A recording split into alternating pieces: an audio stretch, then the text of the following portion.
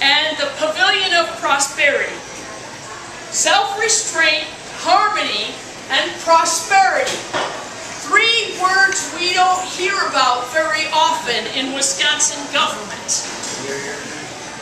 There is no harmony or self-restraint when the CEO of the state laughs about dropping the bomb on his own people, which is what he did during that fake Koch brothers phone call. Now, how does the wise emperor create harmony? Well, you could tell me. It is by valuing the people of the kingdom. It is by mutual respect. It is through a vision of prosperity that includes all of the people, not just a few of the people. But we're facing a very difficult situation now in Wisconsin because only 1% of the people can come into the garden. And I think one of the very first things I would do as governor is change those signs coming into Wisconsin. Instead of saying open for business, they should say open for everyone.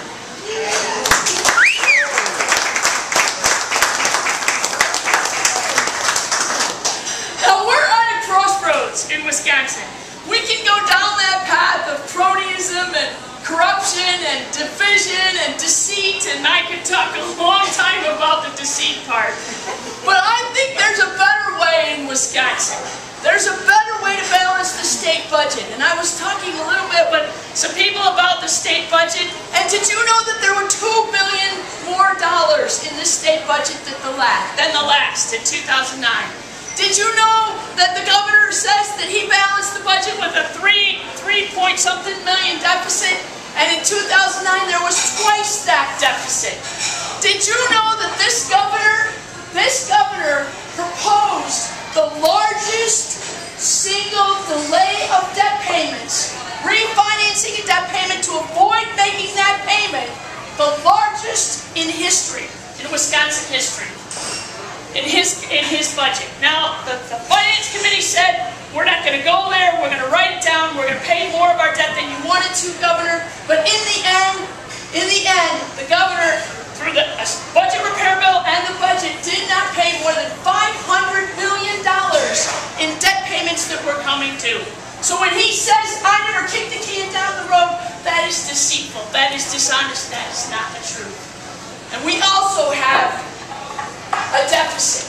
In fact, I was just talking with somebody about Act 10. We have a deficit right now, that mismatch between money coming in and money going out, that is greater than it was when this governor used the budget repair bill as a way to take away workers' rights, as a way to sell off state assets and no-bid contracts, as a way to centralize power, as a way to chip away at that civil service system that Bob LaFalla put in place in 1905. All those pieces are Act 10 that happened a year ago. That was the reason why I and my Senate colleagues went to Illinois to slow everything down.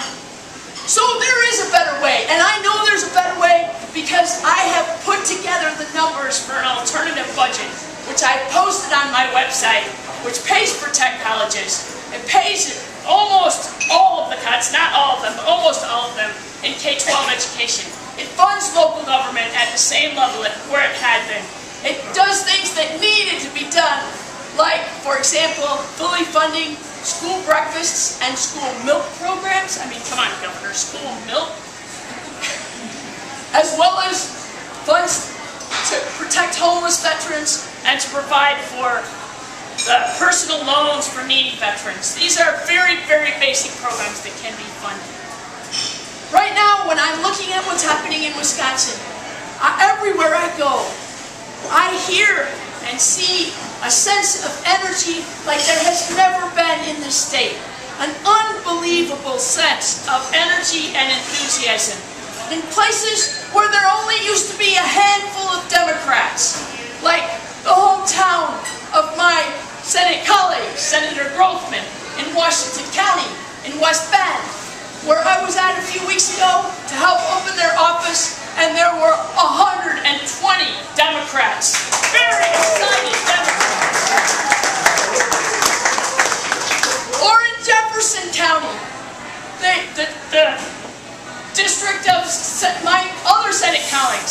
Senator Scott Fitzgerald, who recently, we know, is no longer the majority leader. Bless his heart. Where we saw Lori Compass and Mike Tate, the head of the Democratic Party, On the same stage, and Mike came with his hat in hand figuratively and said, "I'm eating humble pie," because never did I think that the people of the 13th Senate District were going to collect 15,000 signatures to recall Scott Fitzgerald. And we now have a folk hero candidate named Lori Compass who's running to take that seat for the Democrats.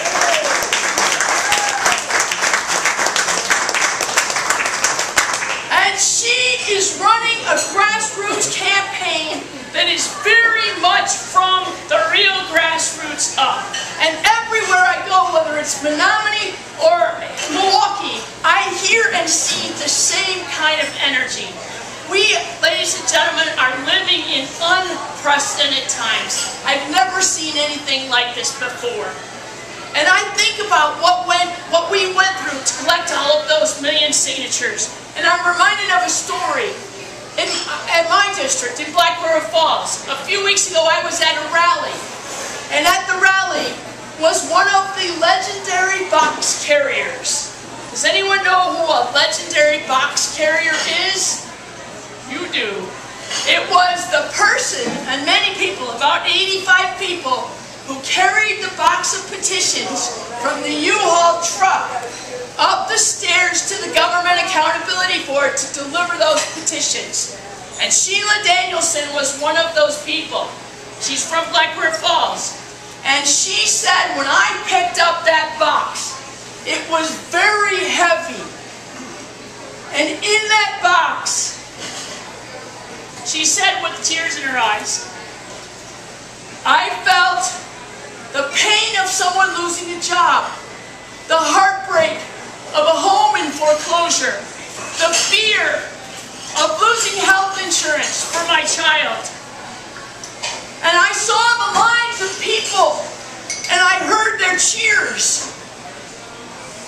And the box, inside, I felt the hope of the people, the respect of the people, the dedication of the people, the perseverance of the people.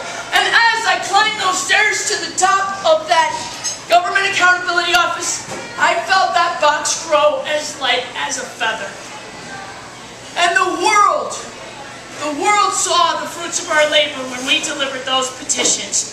And I think Bob LaFollette, who first brought the idea of a recall to the floor of the Assembly and the Senate in 1905, would be most proud.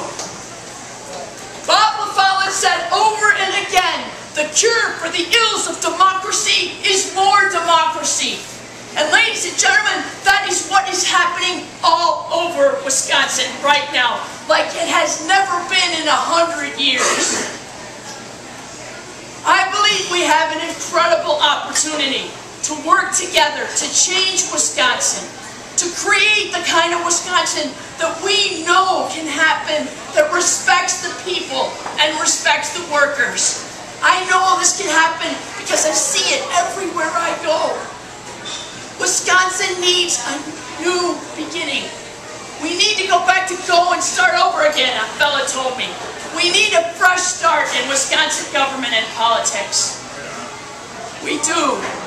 We need to heal the divisions among us. We need to respect each other while we debate our differences, and our differences are still going to be there, but that doesn't mean that we cannot respect each other. We need to stop pitting business against labor and the public sector against the private sector.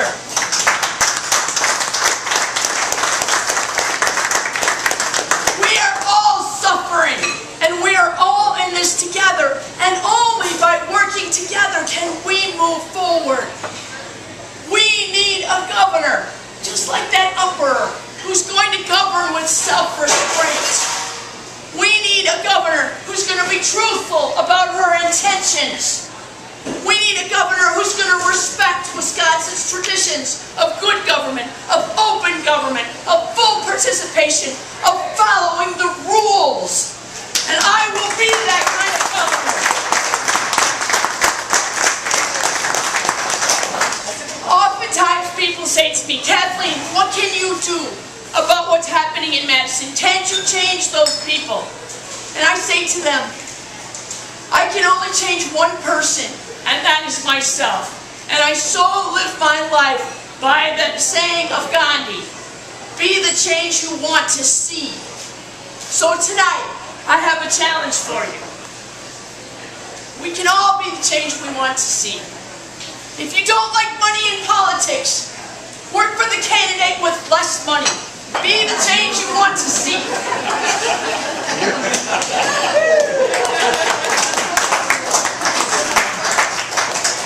And if you don't like sound bites, work for the candidate that respects your intelligence. And if you don't like negative campaigning, work for the candidate that talks solutions and doesn't talk trash. And if you don't like politics as usual, work for the unusual. I'm sorry. Thank you.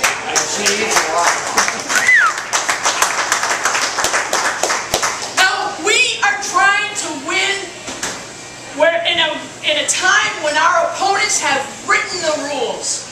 They wrote the rules on the legislative districts to make them more Republican. They wrote the rules on Citizens United to allow unlimited money coming into campaigns. And they tried to write the rules on elections, but the court has put a stay on that.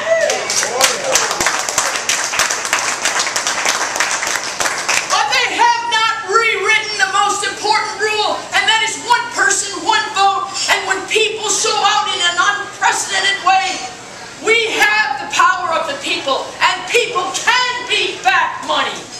And that can happen.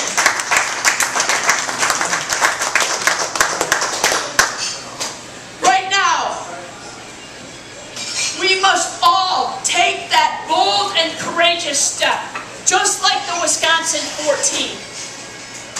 We must step outside of our comfort zone and talk to our friends and neighbors that we haven't talked to about politics. We must inform and educate and motivate people to go and get involved in politics and work like never before.